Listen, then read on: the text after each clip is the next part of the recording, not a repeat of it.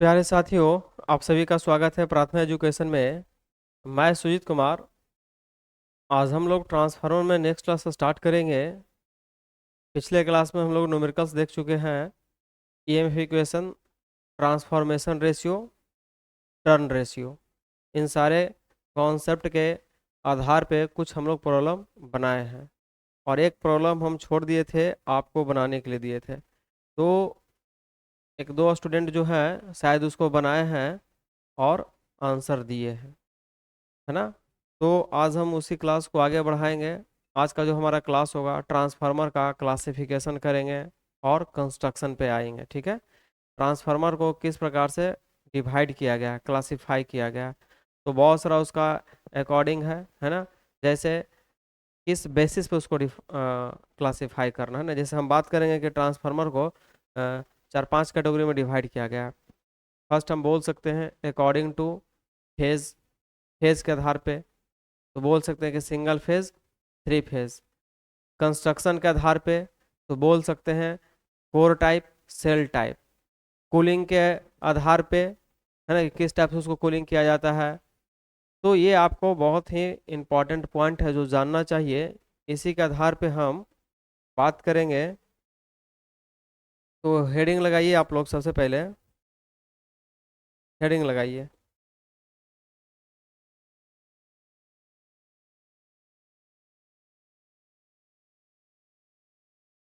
Classification of transformer.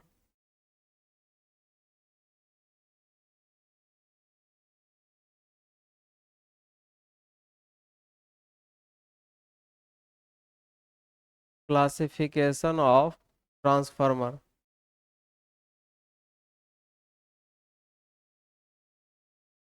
मतलब transformer का वर्गीकरण। ट्रांसफार्मर का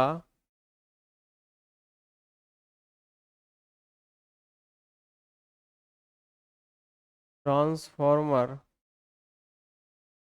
ट्रांसफार्मर का वर्गीकरण। ट्रांसफार्मर का वर्गीकरण।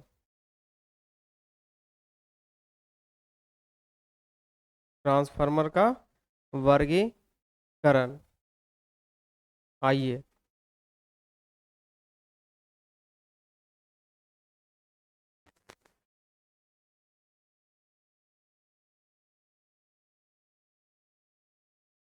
देखिए ट्रांसफार्मर का जो हम लोग वर्गीकरण करेंगे, इसमें चार पांच बेसिस हम लोग लेंगे।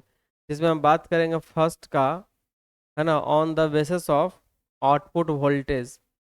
On the on the basis of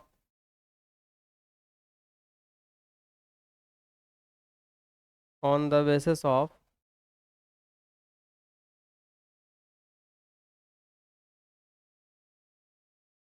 output voltage.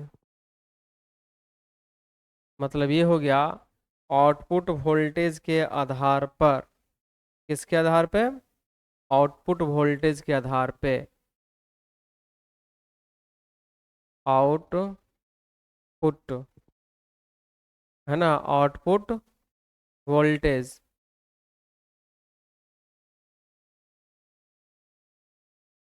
के आधार पर।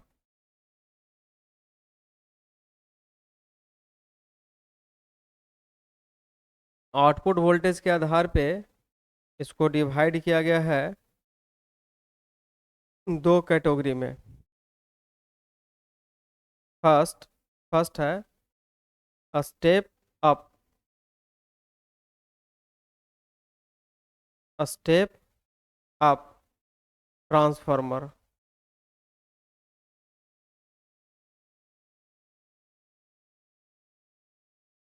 है ना, क्या बोलेंगे इसको? Step up transformer.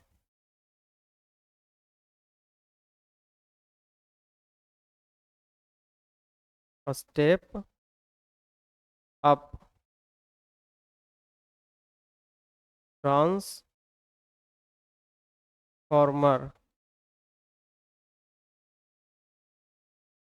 Second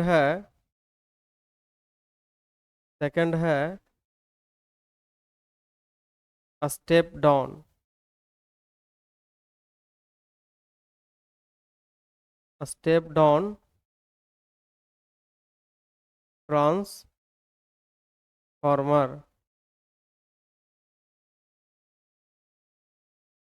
step down transformer, step down down transformer.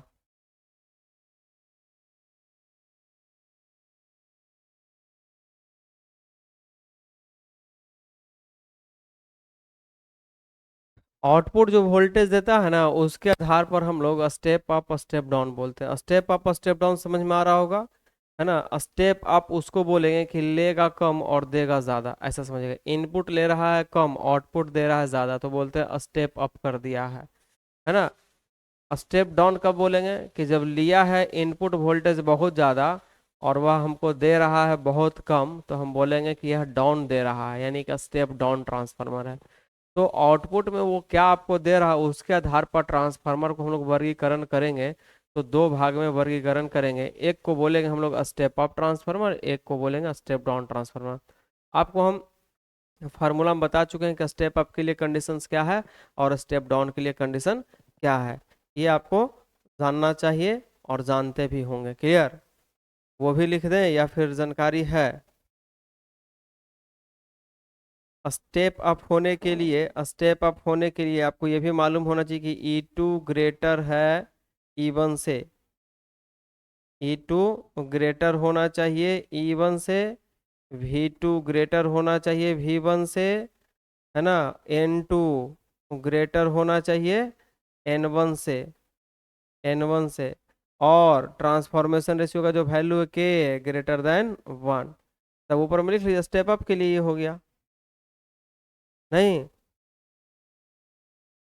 Step up के लिए हो गया है ना।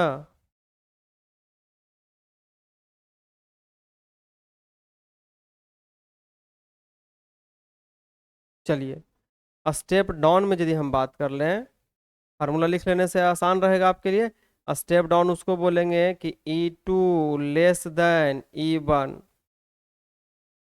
V2 less than V1, N2 less than N1। Current भी था, हम करंट नहीं लिखे, आप समझिएगा उसको। के का वैल्यू, है ना, लेस देन 1, क्या कहलाएगा? Step down. हो गया।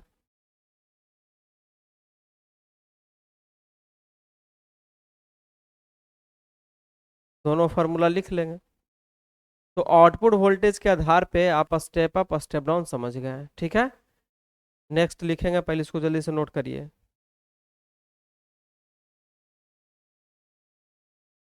क्लियर? अब आइए सेकंड में।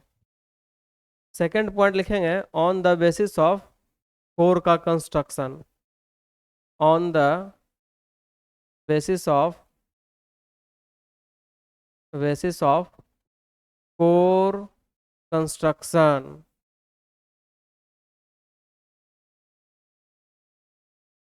है ना। यानी कोर के बनावट के आधार पे, है ना, कोर के बनावट के आधार पे यहाँ पर लिख सकते हैं हम लोग कोर के बनावट या फिर संरचना। कोर के संरचना लिख लो,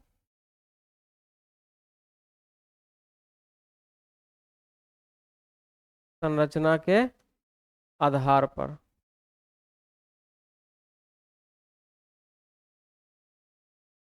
है ना। कोर के संरचना के आधार पे कितना भाग में डिवाइड किया गया होगा इसको भी? तो दो भाग में, दो भाग या तीन भाग देखते हैं।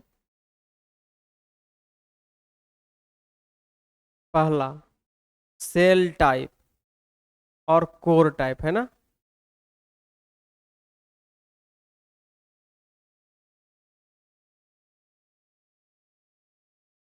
हम्म। Shell type, transformer.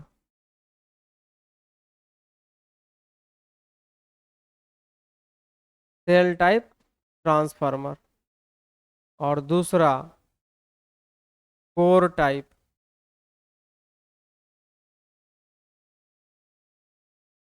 Core type.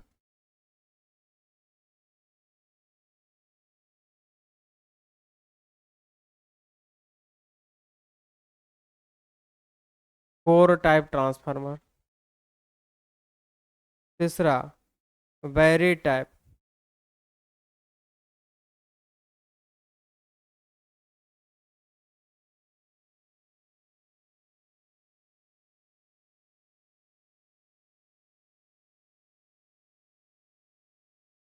Note करिए। सेल टाइप, क्या लिखेंगे इसको? Cell type. सेल प्रकार का है ना।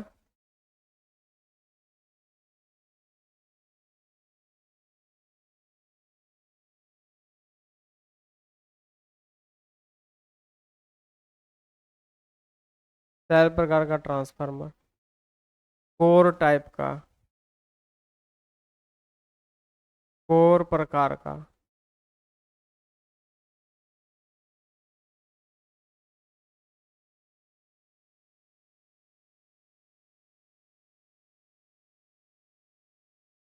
और तीसरा berry type.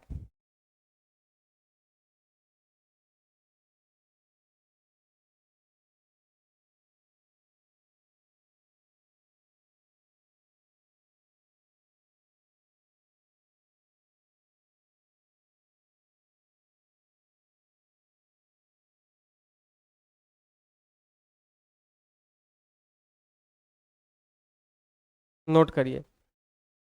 Basis of construction है ना, कंस्ट्रक्शन के आधार पे तीन टाइप में इसको बांटा गया। हम सभी को बारी बारी से देखेंगे, पहले आप नोट करते चलिएगा, है ना। Shell type, core type, berry type.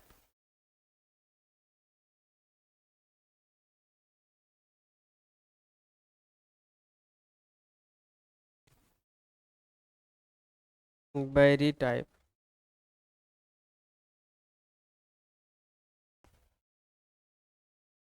Clear?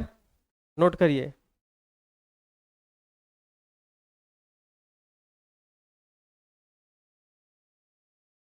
समझ में आ रहा? कंस्ट्रक्शन के आधार पर इसको तीन भाग में हम लोग डिवाइड करेंगे, सेल टाइप, कोर टाइप और बैरी टाइप ट्रांसफार्मर। ठीक है, नोट कर लीजिए जल्दी इसको।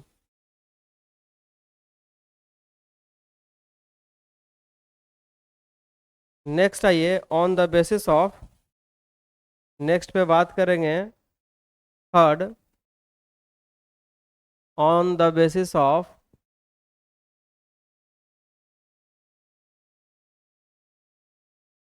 On the basis of phase, है ना। फेज के आधार पे। किसके आधार पे? फेज के आधार पे।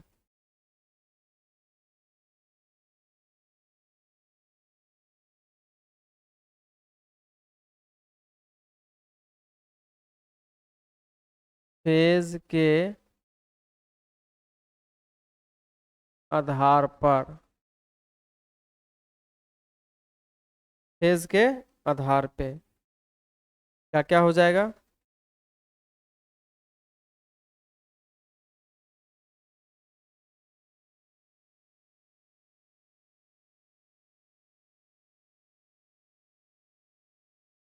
Single phase.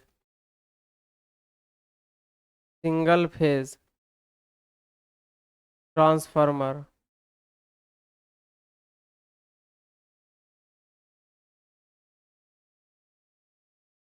सिंगल फेज और दूसरा थ्री फेज।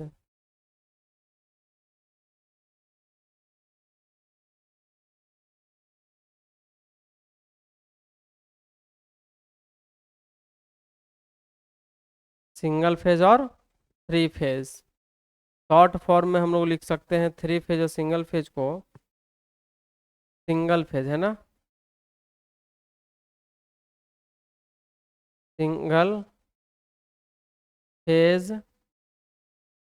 है ना, ट्रांसफार्मर।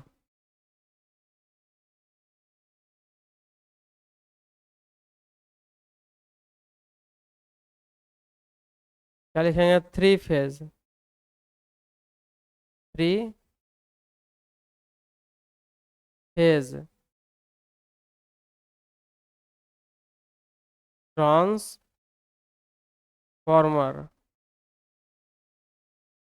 शॉर्ट फॉर्म में लिखने की बारी आएगा तो सिंगल फेज को हम लोग ऐसे लिखते हैं, सिंगल एक, अब फेज को फाई से सिंगल फेज ट्रांसफॉर्मर, ये भी लिख सकते हो।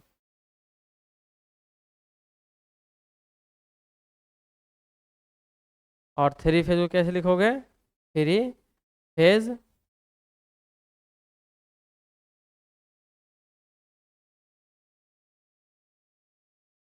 थ्री फेज ऐसे लिख सकते हैं। ये नोटेशन है, ठीक है। तो फेज के आधार पे, नंबर ऑफ फेज के आधार पे है ना, on the basis of number of phase, यहाँ पे ये भी बात लिख सकते हैं, on the basis of number of phase in, और नंबर ऑफ फेज, है ना, फेज के संख्या के आधार पे, फेज के संख्या के आधार पे। रुकिए फिर से थोड़ा लिख देते हैं, on the basis of number of phase, है ना, क्या बोलेंगे? फेज के संख्या के आधार पे, फेज के संख्या के आधार पर दो टाइप में बांटेंगे, ठीक है, सिंगल फेज ट्रांसफार्मर और थ्री फेज। ये सारा वर्गीकरण चल रहा है, ठीक है, नोट करिए।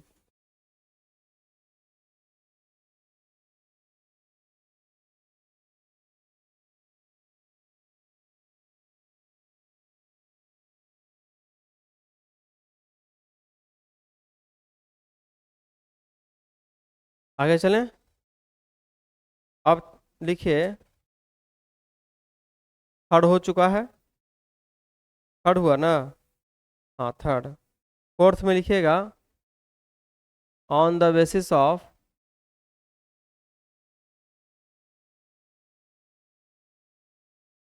Cooling system, cooling system,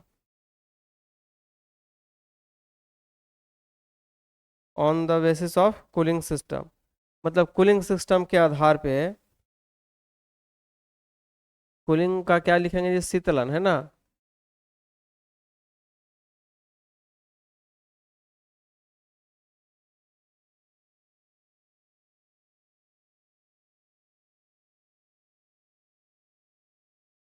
cooling system के आधार पे शीतलन प्रणाली, है ना, क्या क्या हो सकता है?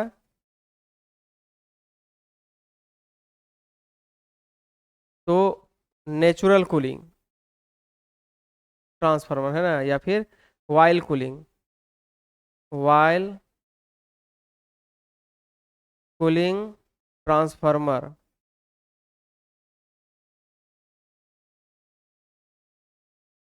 दूसरा, नेचुरल कूलिंग।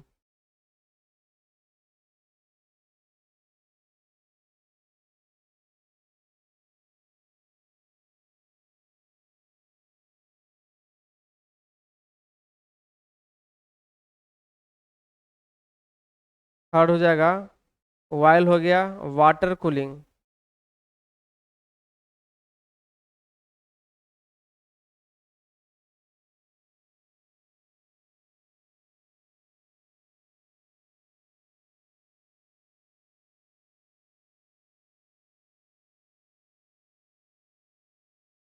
Air cooling.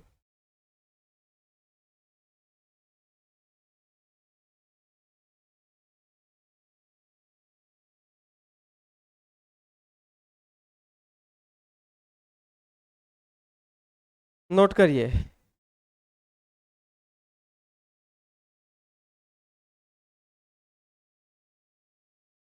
सब कूलिंग के आधार पर इसको हम लोग ऐसे बांट सकते हैं, ठीक है।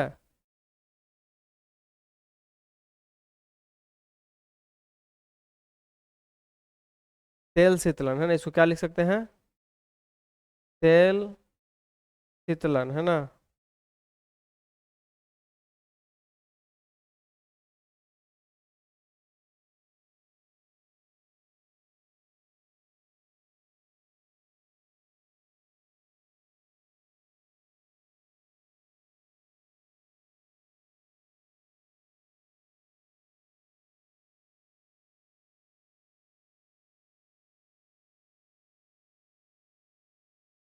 तेल शीतल ट्रांसफार्मर।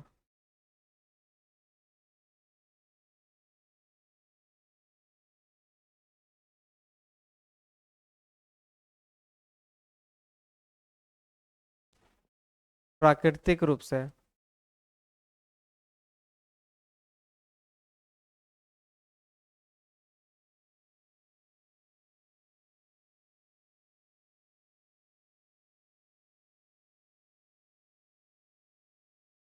उसके बाद क्या हो गया?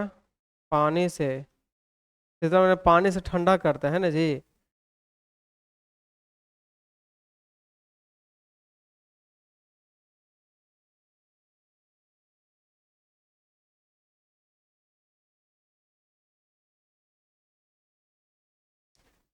लास्ट क्या हो जाएगा? हवा से।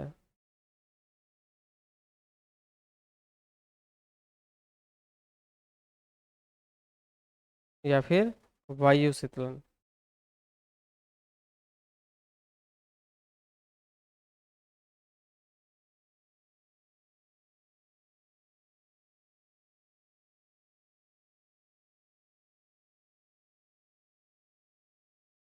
नोट करिए। पांच, चार टाइप का।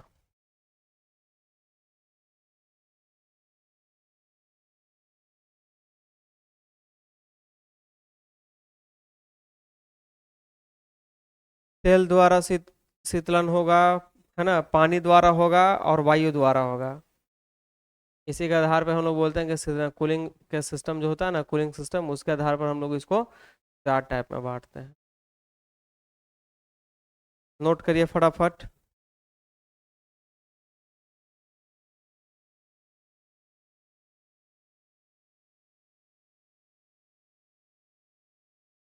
अब आइए।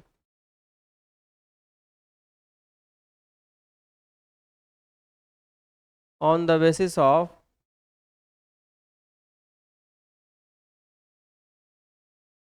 Output capacity. आउटपुट कैपेसिटी, है ना, आउटपुट में जिसका कैपेसिटी है ना, जो क्षमता है, आउटपुट क्षमता के आधार पर।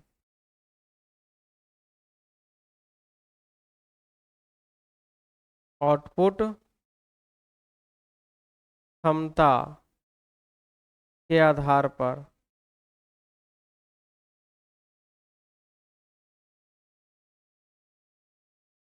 First, auto transformer.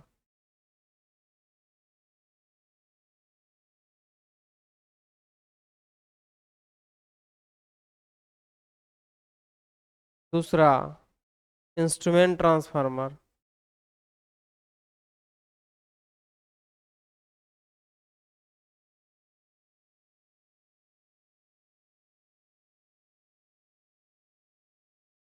Auto transformer, instrument transformer.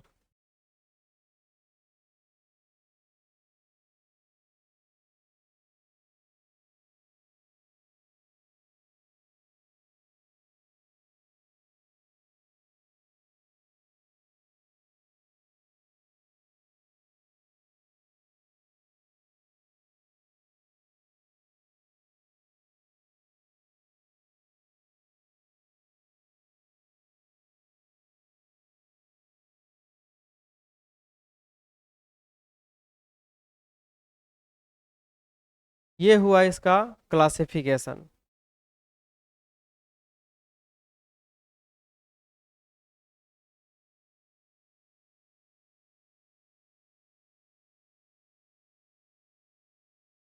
जल्दी से नोट करिए। तो इस प्रकार से हम लोग ये देखे कि ट्रांसफार्मर को किस प्रकार से, ध्यान दीजिएगा, क्लासिफिकेशन हम लोग कर रहे थे on the basis of output voltage. Output voltage जो दे रहा है उसके आधार पे स्टेप अप स्टेप डाउन। ये समझ में आ गया होगा, इसको समझाने की आवश्यकता नहीं है, ठीक है। क्या स्टेप अप किसको बोलेंगे, स्टेप डाउन किसको बोलते हैं, क्लियर। आइए दूसरा बात करते हैं, on the basis of core construction. ये इंपॉर्टेंट है, ये आपके लिए इंपॉर्टेंट है, इसको क्या करिएगा, VVI लगाइएगा। कंस्ट्रक्शन से जब भी क्वेश्चन पूछता है ना, तो यहाँ से क्वेश्चन आता है। कोर के संरचना के आधार पे तीन टाइप से हम लोग इसको डिवाइड करते हैं। सेल टाइप, कोर टाइप, बैरी टाइप। सेल टाइप किसको बोलते हैं, कोर टाइप किसको बोलते हैं, अभी जस्ट हम लोग डिटेल इसको देखने वाले हैं, ठीक है। उसके बाद हम लोग देखें on the basis of number of phases, है ना, कि कितना फेज का ट्रांसफार्मर होता है। तो प्रायः हम लोग सिंगल फेज और थ्री फेज की बात करते थे, सिंगल फेज ट्रांसफार्मर और थ्री फेज ट्रांसफार्मर के आधार पे हम लोग इसका वर्गीकरण किए। उसके बाद देखें कूलिंग सिस्टम, किस टाइप से आप ट्रांसफार्मर को कूल करते हैं, ठंडा करते हैं। यानी उसका जो वाइंडिंग होता है और वाइंडिंग को एक टैंक में रखा जाता है ना। और टैंक में क्या किया जाता है, तेल डाला जाता है। तो बड़ा ट्रांसफार्मर होता है तो उसमें तेल देते हैं। अच्छा, पानी लिखा है तो बहुत सारा ऐसा ना समझिए कि कॉइल को पानी में रख दिया हुआ, नहीं, उसके अंदर तेल है ना। लेकिन बाहर से उसके बाहर में, उसके बाहर में क्या, पानी का फुहारा देकर उसको ठंडा किया जाता है। तो क्या आपको कहाँ मिलेगा, तो ग्रिड वगैरह में जाइएगा, बहुत हैवी हैवी जब ट्रांसफार्मर होता है और गर्मी का जब मौसम होता है तो आप लोग जो कूलर चलाते हैं, ठंडा का मौसम में जो हीटर वगैरह यूज करते हैं तो उस समय बहुत लोड बढ़ जाता है। तो ट्रांसफार्मर बहुत ज़्यादा लोड करंट देने लगता है। तो उसमें क्या होता है कि उसका हीट बहुत ज़्यादा होने लगता है। तो उसको ठंडा करने के लिए तेल तो है ही है, फिर भी तेल पर्याप्त नहीं हो रहा। तो उसके बॉडी में बाहर से पानी का आवरण यानी पानी का छिड़काव किया जाता है। और बहुत सारा पंखा भी लगा हुआ होता है बाहर में, जिसको हम लोग एयर कूल्ड बोले, है ना। उसको क्या करना है, ठंडा करना है। जल्दी जल्दी ठंडा करो, नहीं तो क्या होगा, वो टेम्परेचर हाई हो जाएगा, जल जाएगा। तो ये टेम्परेचर को कम करने के लिए ये सारा हम लोग यूज करते हैं। तेल से प्राकृतिक रूप से खुद ठंडा हो गया तो कम पावर का ट्रांसफार्मर की बात करेंगे। वाटर और एयर, वाटर एयर समझ में आ गया। ये नहीं समझना है कि तेल ट्रांसफार्मर के अंदर में डाला जाता है, उसी प्रकार से पानी डालेंगे, हवा डालेंगे, ये माइंड में नहीं रखना। ये बाहर से दिया जाता है, अंदर में तो तेल ही रहेगा, ठीक है। उसके बाद हम लोग देखें नेक्स्ट कि आउटपुट जो क्षमता है ना, उसका कैपेसिटी, उसके आधार पर ऑटो ट्रांसफार्मर और इंस्ट्रूमेंट ट्रांसफार्मर। तो इतना हम लोग देख चुके हैं, ठीक है, नोट कर लिए होंगे। अब हम बात करेंगे कंस्ट्रक्शन के आधार पे, किस पे, कंस्ट्रक्शन के आधार पे, कोर टाइप और सेल टाइप का। नोट करिए फटाफट इसको।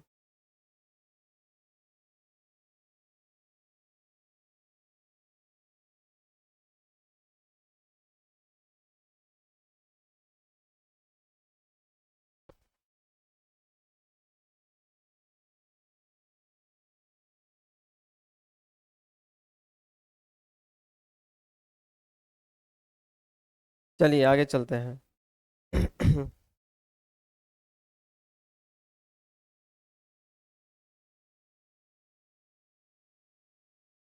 कंस्ट्रक्शन के आधार पर, है ना।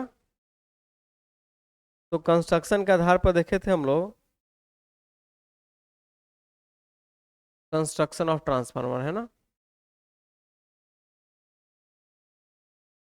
कंस्ट्रक्शन ऑफ ट्रांसफार्मर,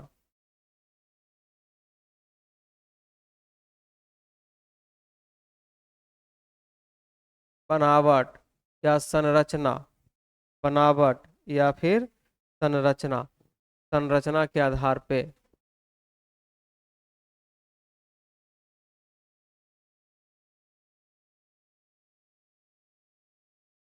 संरचना के आधार पर, ठीक है। क्या हो जाएगा, तो फर्स्ट लिखिएगा आप लोग, फर्स्ट लिखिएगा कोर टाइप,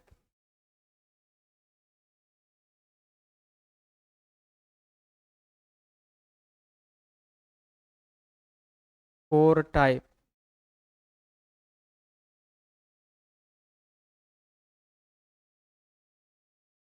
कोर टाइप,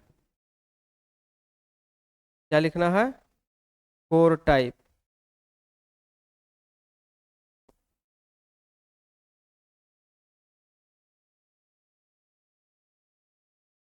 आइए अब कोर टाइप पे हम लोग बात करें।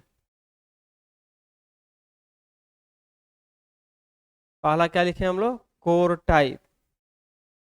तो कोर टाइप कैसे बनता है, आइए अब बनाते हैं हम लोग।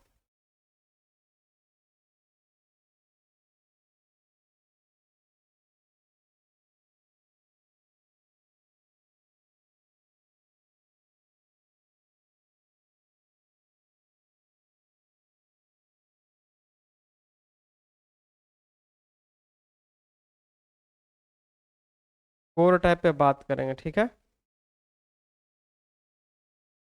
इस टाइप का हम बाइंडिंग सॉरी इस टाइप का ट्रांसफार्मर हम हमेशा से बनाते आए हैं आपको। तो इसी टाइप के ट्रांसफार्मर को हम लोग बोलते हैं कोर टाइप ट्रांसफार्मर। क्या बोलते हैं? Core type transformer. जिसमें हम बताए थे उस समय, यह जो कोर है, इसमें देखना कि ये जो है वर्टिकल सेक्शन है, ये भी वर्टिकल सेक्शन है, और ये आपका हॉरिजेंटल है, ये हॉरिजेंटल है। तो टू वर्टिकल और टू हॉरिजेंटल सेक्शन इसमें यूज हो रहा है। वर्टिकल को बोलेंगे लिम और हॉरिजेंटल को बोलेंगे यॉक। ये ऑब्जेक्टिव आता है, ये आ सकता है, ठीक है। तो हम आगे चलेंगे, लिखेंगे, लेकिन पहले इसको हम लोग देख लें। ध्यान से देखिएगा, ये हो गया कोर। तो कोर के नज़दीक में सबसे पहले आप क्या करिएगा? इंसुलेशन दीजिएगा।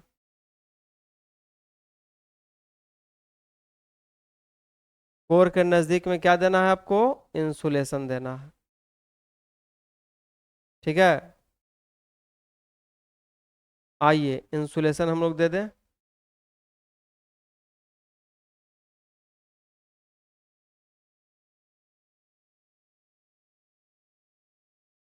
आप लोग भी फिगर बनाइए। ये इंसुलेशन दिए हैं, और जस्ट इसके बगल में हम लोग देंगे लो वोल्टेज बाइंडिंग।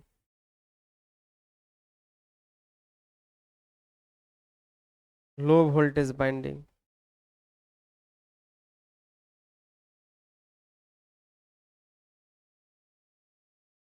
उसके बाद हम देंगे, फिर इंसुलेशन देंगे। फिर क्या देंगे? इंसुलेशन।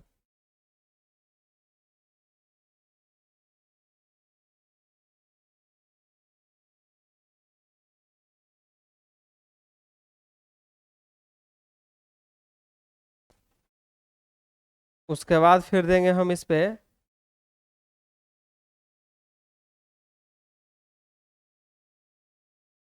High voltage binding.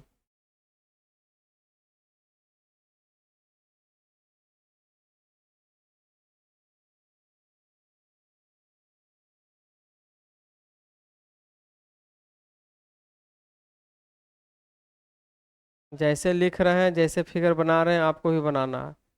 इसके पीछे मीनिंग है, ठीक है।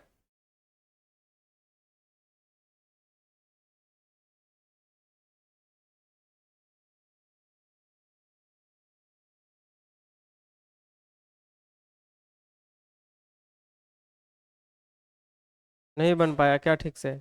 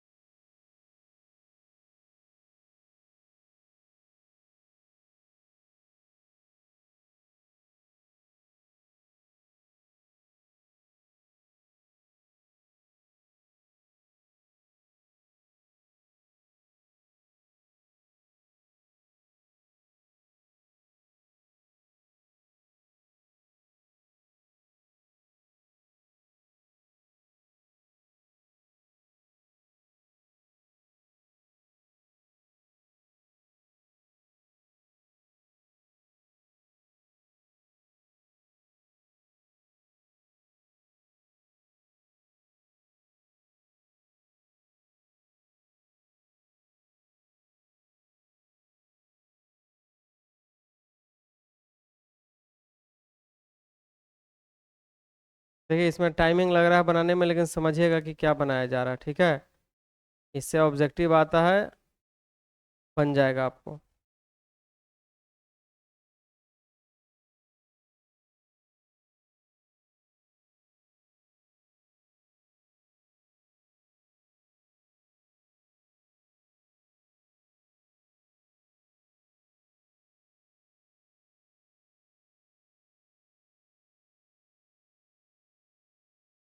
चलिए अब समझिए बात को।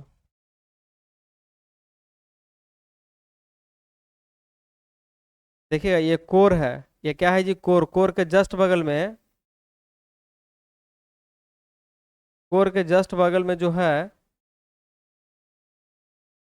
ये, इसको बोलेंगे हम लोग एल वी इंसुलेशन।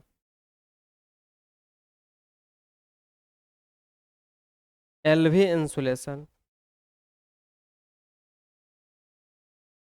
कोर के जस्ट बगल में जो है इसको बोलेंगे एल भी वाइंडिंग।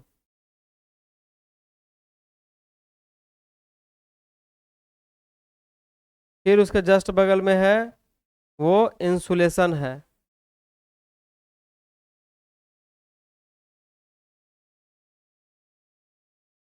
उसके फिर जस्ट बगल में जो है हमारा क्या है, एच भी है, एच भी वाइंडिंग, एच भी बाइंडिंग। इधर लिखना जरूरी नहीं है क्योंकि फिर इधर भी लिखेंगे तो जगह नहीं है, आप एक साइड में लिख लीजिए। जैसे इधर बना है उतना इधर भी बना सकते हैं, उतना हमको बनाने की जरूरत नहीं है और ना ही स्पेस है, ठीक है। स्पेस है बना सकते हैं लेकिन टाइम टेकन है, बस एक तरफ से समझ जाइए क्या कहना हम चाह रहे हैं, नोट करिए जल्दी से इसको।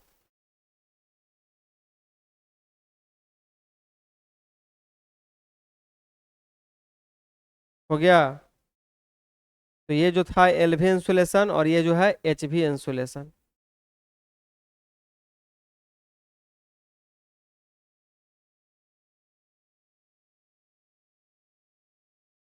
अब बात को समझिए। कोर टाइप ट्रांसफार्मर जो होता है, कोर टाइप का जो ट्रांसफार्मर होता है, इसमें इसको हम लोग क्या बोलेंगे, क्या बोलेंगे, यॉक।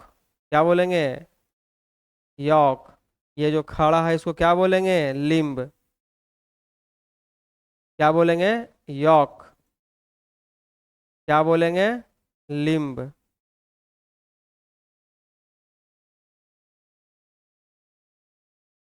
अब ध्यान से समझिएगा, यह कोर है, कोर के जस्ट बगल में एलवी इंसुलेशन, लो वोल्टेज का इंसुलेशन देंगे, पहले इंसुलेटिंग मटेरियल लगाएंगे, इंसुलेशन लगाया था, फिर हम बाइंडिंग करेंगे, कौन सा बाइंडिंग करेंगे, लो वोल्टेज बाइंडिंग करेंगे, फिर इंसुलेशन देंगे, कौन सा इंसुलेशन देंगे, तो एच भी बाइंडिंग का इंसुलेशन देंगे और तब एच भी बाइंडिंग करेंगे। और देखिएगा एल भी एच भी जो हम बाइंडिंग लिखे यहाँ पे, तो एल भी बाइंडिंग में देखिएगा बड़ा बड़ा सर्कल लगा दिए और सर्कल का संख्या कम है, लेकिन एच भी बाइंडिंग में एकदम छोटा छोटा छोटा छोटा बूंदा बूंदा हम लोग लिख दिए हैं, है ना, बहुत सारा लिखे हैं। तो उसमें बाइंडिंग दर्शाया गया है, एल भी बाइंडिंग और एच भी बाइंडिंग। यहाँ पर लिखिएगा, यहाँ पर लिखना है आपको कि एल भी बाइंडिंग, एल भी बाइंडिंग, एल भी बाइंडिंग जो होता है इसमें पॉइंट लिखिएगा, एल भी बाइंडिंग में, है ना, लेस टर्न, लेस टर्न। दूसरा पॉइंट क्या लिखना है, थिक वायर, थिक वायर। उसके बाद दूसरा पॉइंट यह लिखना है एच भी बाइंडिंग में, सारा ऑब्जेक्टिव आता है जी, यही सब पूछेगा आपसे, अब आपको बाइंडिंग ही लिखा है। मोर टर्न, मोर turn, thick wire, thin, thin, THIN, thin wire, है ना। मतलब एलवी बाइंडिंग में कम टर्न रहेगा और मोटा तल रहेगा, ऐसा समझिएगा। एच भी बाइंडिंग करेंगे तो टर्न का संख्या अधिक होगा और पतला तार रहेगा, जो कि ऐसे नोटेशन में हम दे दिए हैं। ये बहुत पूछता है। कौन टाइप का हम पढ़ रहे हैं, कोर टाइप का पढ़ रहे हैं, तो कोर टाइप का ट्रांसफार्मर में यॉक का संख्या दो गो, दो गो क्या होगा जी, यॉक होगा, और दो गो क्या होगा, लिम्ब होगा, है ना। यॉक को बोलते हैं हम लोग ये हॉरिजेंटल वाला पार्ट, और वर्टिकल वाला पार्ट क्या कहलाता है, लिम्ब। यॉक कौन सा पार्ट हो गया जी, हॉरिजेंटल, जिसको हम लोग बोलते हैं क्षैतिज, क्षैतिज। ये क्या होगा, उदग्र। लिम्ब को क्या बोलेंगे हम लोग, वर्टिकल। बातें समझ में आई, यानी दो वर्टिकल हमको नजर आ रहा है स्तंभ, और दो हॉरिजेंटल, हॉरिजेंटल को यॉक बोलेंगे और वर्टिकल को लिम्ब बोलेंगे। कोर टाइप वाइंडिंग में इतना प्रश्न पूछ सकता है, जल्दी से उसको नोट करिए।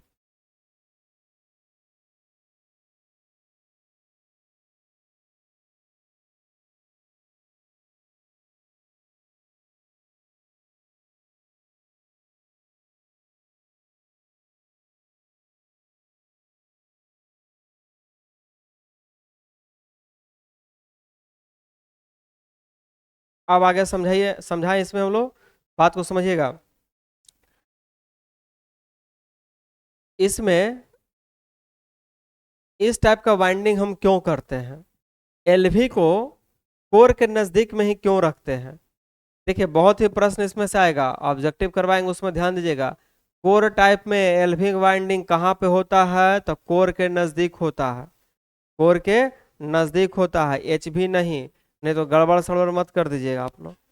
और जब कोर के नजदीक में एलवी वाइंडिंग होगा तो एलवी इंसुलेशन, तो एलवी इंसुलेशन क्यों देखते हैं यहाँ पे, तो हमारा कॉस्ट कम हो, मटेरियल कम लगे, है ना, इसीलिए हम एलवी बाइंडिंग को नज़दीक में लगाते हैं।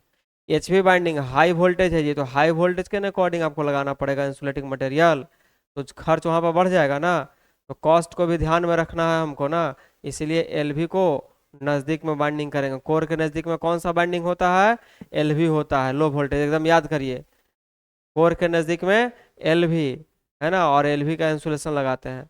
आया समझे? इसका जस्ट बाद एच वी का इंसुलेशन और फिर एच वी वाइंडिंग रखेंगे। अच्छा दूसरी टाइप हम लोग ऐसा क्यों कर रहे हैं, एल वी फिर एच वी फिर एल वी फिर H we, half of L V, यहाँ पर जो हम एल वी लगाए ना आधा लगा है, half of L V, half of H we, half of L V, half of H we, आधा एल वी, आधा एच वी, आधा एल वी, आधा एच वी, ऐसे करके बाइंडिंग करते हैं। क्यों ऐसे करते हैं, तो लीकेज फ्लक्स को कम करने के लिए, किसको, लीकेज फ्लक्स। आपको मालूम है कि जैसे ही आप इसमें बाइंडिंग करिएगा तो इसमें क्या आ जाएगा, फ्लक्स सेटअप होगा। क्या सेटअप होगा जी, फ्लक्स होगा। आपका उद्देश्य क्या होना चाहिए कि एक भी फ्लक्स बर्बाद नहीं हो, बाहर नहीं जाओ, तब इसके घरवा में घुस जाओ। किसके घरवा में, ये जिसको कोर बोलते हैं, ये है मैक्सिमम फ्लक्स। तो लीकेज किसको कहेंगे, ध्यान से देखो, इसमें जो चला गया यूजफुल हो गया, यूजफुल हो गया, और जो थोड़ा सा बाहर उछल कूदक के रह जाता है उसको बोलते हैं लीकेज। नहीं देखते, एक पाइप है उससे पानी जा रहा है, पाइप में पानी जा रहा है तो अपने गंतव्य स्थान तक पहुंच जाएगा, अच्छा बात, लेकिन थोड़ा सा छेद हो गया, होल हो गया, नहीं देखते हो कि बाहर में पानी चू रहा है, नहीं बाहर में पानी गिर जा रहा है, तो क्या बोलेंगे, लीक कर गया। नहीं, तो जल्दी से कोई टेप लाता है या कोई प्लास्टिक ला के उसको जल्दी से बांध देता है, ताकि पानी रोड पर ना गिरे, गली में ना गिरे, बर्बाद ना हो, लीक ना करे। उसी प्रकार से हमारा फ्लक्स भी है ना, लीक कर जाता है। तो लीकेज फ्लक्स को कम करना है, तो कम करना है तो इस टाइप का वाइंडिंग करना है, आधा एल भी, आधा एच भी, आधा एल भी, आधा एच भी। पूछता है ऐसा बाइंडिंग क्यों करते हैं, तो लीकेज फ्लक्स को कम करने के लिए हाफ ऑफ एल भी, हाफ ऑफ एच भी। कोर के नजदीक में कौन सा बाइंडिंग, एलवी बाइंडिंग, क्यों, तो कॉस्ट के कारण, है ना, इंसुलेटिंग मटेरियल का कॉस्ट बचाना। जल्दी लिखिए ये सब।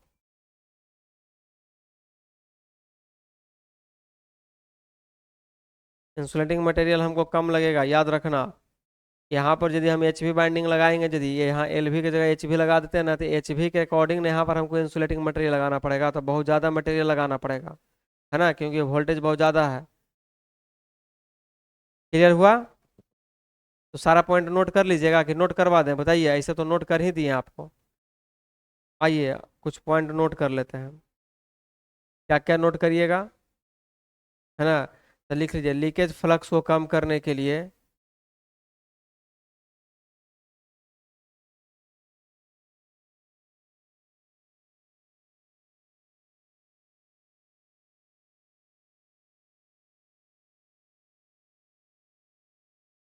लीकेज फ्लक्स को कम करने के लिए, कम करने के लिए हाफ ऑफ एल भी एंड हाफ ऑफ एल भी, हाफ ऑफ एल भी समझ रहे हैं ना, एल भी, और और और हाफ ऑफ एच भी, एच भी मतलब हाई वोल्टेज लीकेज फ्लक्स को कम करने के लिए हाफ ऑफ एल भी और हाफ ऑफ एच भी एक साथ वाइंडिंग करते हैं, या एक ही लिम्ब पे, एक ही, है ना, लिम्ब पर वाइंडिंग करते हैं।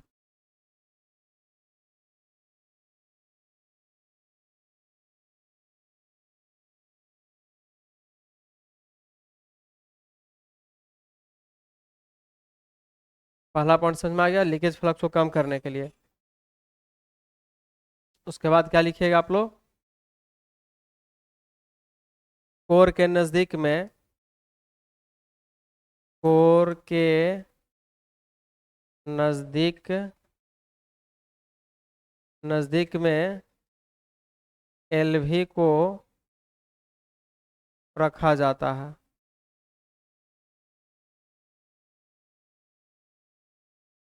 ताकि इंसुलेटिंग मटेरियल, ताकि इंसुलेटिंग मटेरियल, इंसुलेटिंग मटेरियल की बचत हो।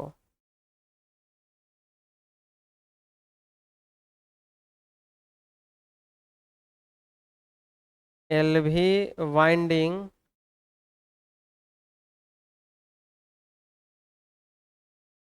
एलवी वाइंडिंग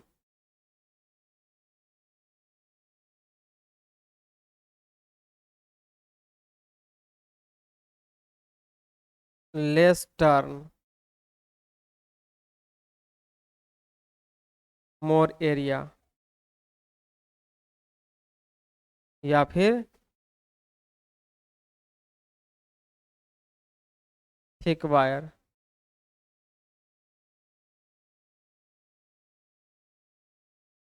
अगला पॉइंट,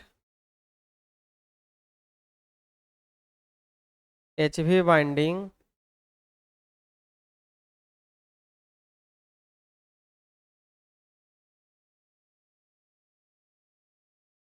मोर टर्न, मोर टर्न्स, है ना, लेस एरिया, या फिर बोल सकते हैं थिन वायर। नोट कर लीजिए इतना पॉइंट को।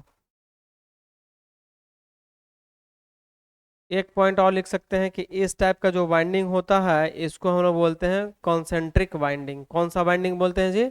Concentric winding. यहाँ पे लिख लीजिए।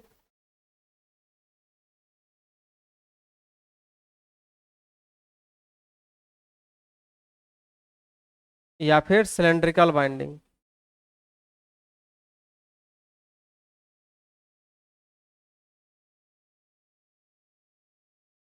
सिलेंड्रिकल वाइंडिंग बोलिए या फिर कॉन्सेंट्रिक वाइंडिंग बोलिए, एक ही बात है। मतलब जिसका केंद्र एक ही हो, प्राइमरी का भी एक हो रहा है और सेकेंडरी का भी एक हो रहा है, इसी से घुमाते जा रहे हैं घुमाते जा रहे हैं, है ना।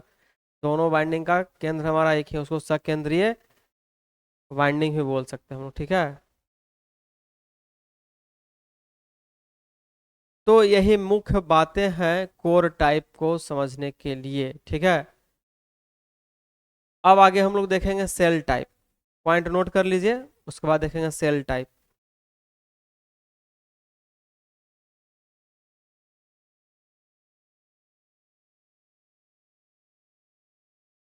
अब आइए सेल टाइप, हेडिंग लगाइए सेल टाइप।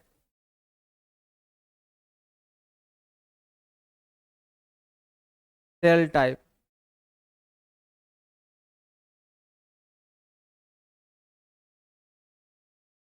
आइए निर्माण करें सेल टाइप का।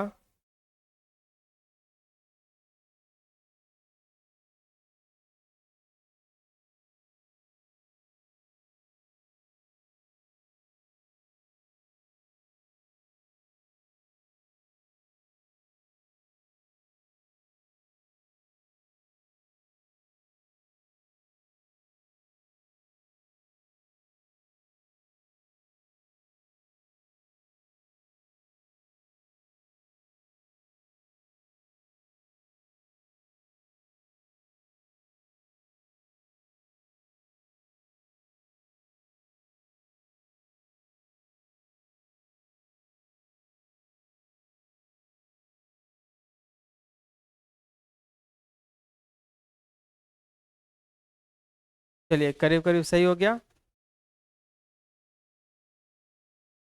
सेल टाइप,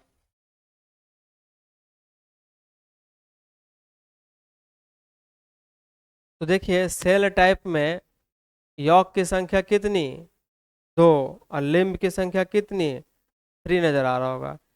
दो आउटर लिम्ब और एक मिडिल लिम्ब, तो मिडिल लिम्ब का जो एरिया होता है ना वो आउटर लिम्ब का डबल होना चाहिए, ये सारा ऑब्जेक्टिव होता है कंस्ट्रक्शन से।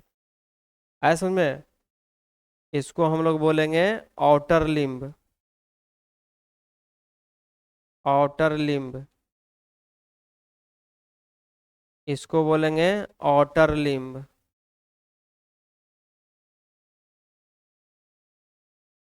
और इसको क्या बोलेंगे, मिडिल लिम्ब।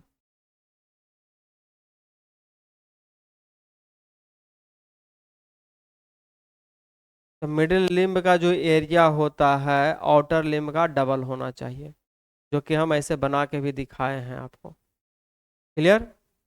और इसमें क्या देखेंगे, यॉक की संख्या थ्री, और सॉरी यॉक की संख्या दो और लिम्ब की संख्या थ्री। वाइंडिंग कहाँ पे करते हैं हम लोग, तो मिडिल लिम्ब पे करते हैं। कहाँ पे करते हैं, मिडिल लिम्ब पे करते हैं। तो आइए, आपको मालूम है कि कोर के नजदीक में क्या किया जाता है, कोर के नजदीक में क्या किया जाता है जी, कोर के नज़दीक में इंसुलेटिंग मटेरियल दिया जाता है, ठीक है। ये हमारा कोर है, इसके नज़दीक में हम लेते हैं, कोर के नज़दीक में लेंगे हम लोग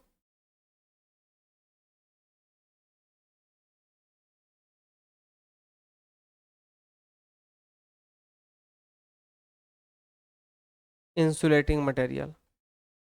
जस्ट यहाँ पर भी हम लोग भी वही काम करेंगे, क्या कर लेंगे, इंसुलेटिंग मटेरियल। ठीक है, थोड़ा सा आगे पीछे होगा, बात को आप समझिएगा हम क्या लिखना चाह रहे हैं, ठीक है।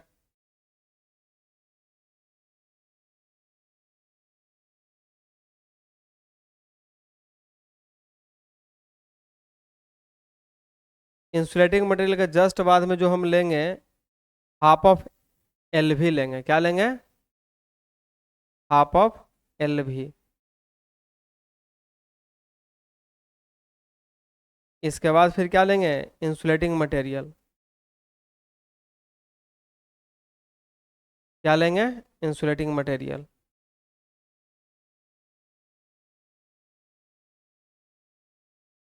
फिर क्या लेंगे, एच भी, हाफ ऑफ एच भी।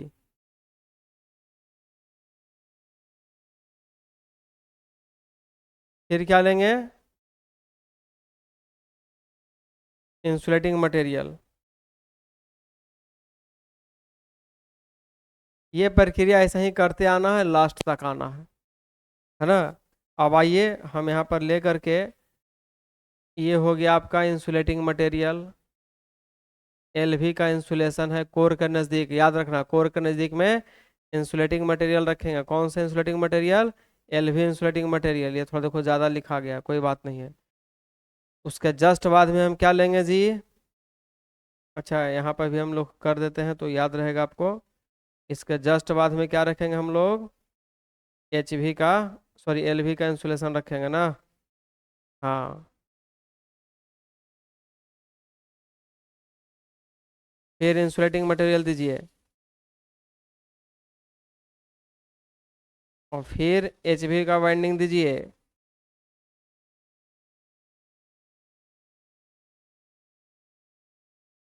और ये प्रक्रिया चलते रहेगा, यह प्रक्रिया चलता रहेगा। ये एल वी है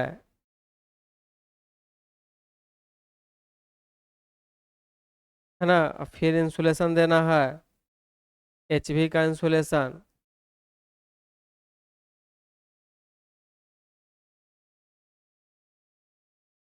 एच वी का ये इंसुलेशन है जी।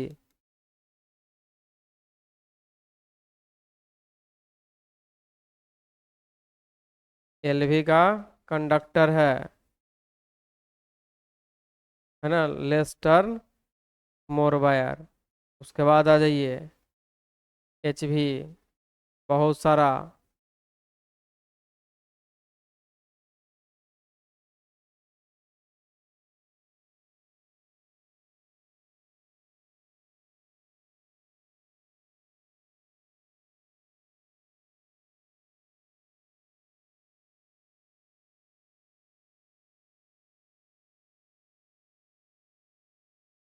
अब लिखते चलेंगे हम लोग, क्या लिखेंगे, ये जो है एल भी इंसुलेशन।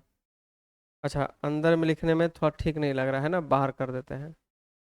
ये लिखावट कहाँ होना चाहिए मेरा, बाहर। एल भी इंसुलेशन। उसके जस्ट बाद में क्या लिखे हैं हम लोग, एल भी। कैसा एल भी है जी, तो हाफ ऑफ एल भी, एल भी आधा, है ना, हाफ ऑफ एल भी, याद रखना है। फिर क्या है, एच भी इंसुलेशन, एच भी इंसुलेशन। उसके बाद क्या है, half of, half of H भी। इसी प्रकार से ये आता रहेगा, याद रखना। हम ऊपर लिखे हैं, नीचे नहीं लिखे हैं। अच्छा चलो, नीचे भी लिख देते हैं। एच भी बाइंडिंग आधा लगा दिए यहाँ पे। फिर हम लोग क्या लगा दिए, इंसुलेशन लगा दिए। कौन सा इंसुलेशन लगा दिए जी, एच भी इंसुलेशन है।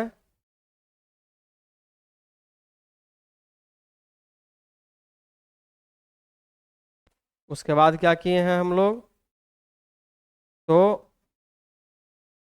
एल भी आधा है, और फिर नज़दीक में क्या लगाए हम लोग, एल भी इंसुलेशन, एल भी इंसुलेशन।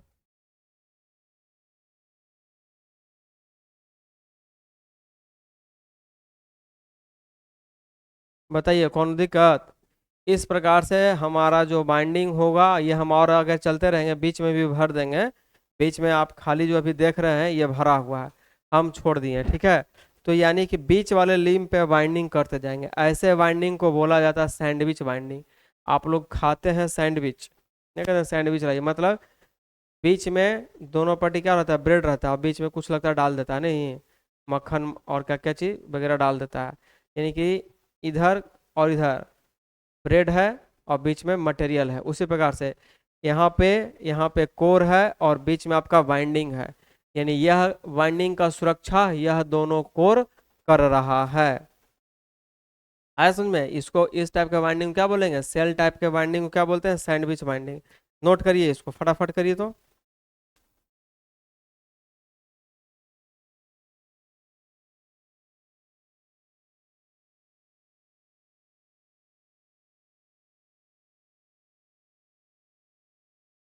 तो जो इसका जो शेप होता है, इसका जो शेप होता है, याद रखिएगा, शेप, लेमिनेशन का शेप,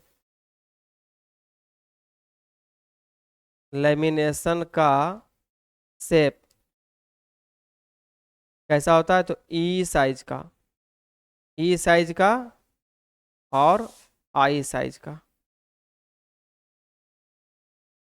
आया समझ में।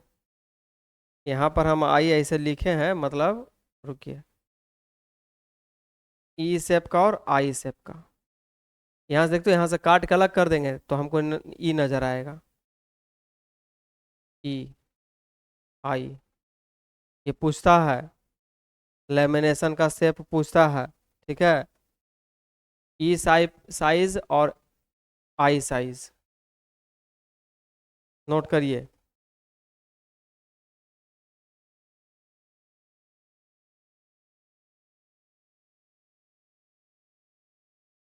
इसको और कौन कौन शेप में हम लोग देख सकते हैं, तो एक नज़र हमको आ रहा है यू शेप, यू, है ना, और टी, यू और टी। यहाँ से ऐसे आकर कैसे यू हो रहा है ना, और टी, नहीं।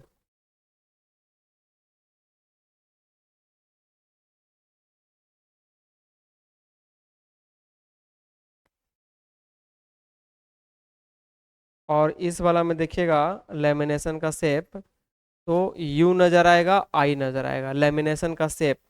इसमें भी लिख लीजिए कहीं पर, लेमिनेशन का शेप कैसा नजर आता है जी। इसमें लिख लीजिएगा लेमिनेशन का शेप।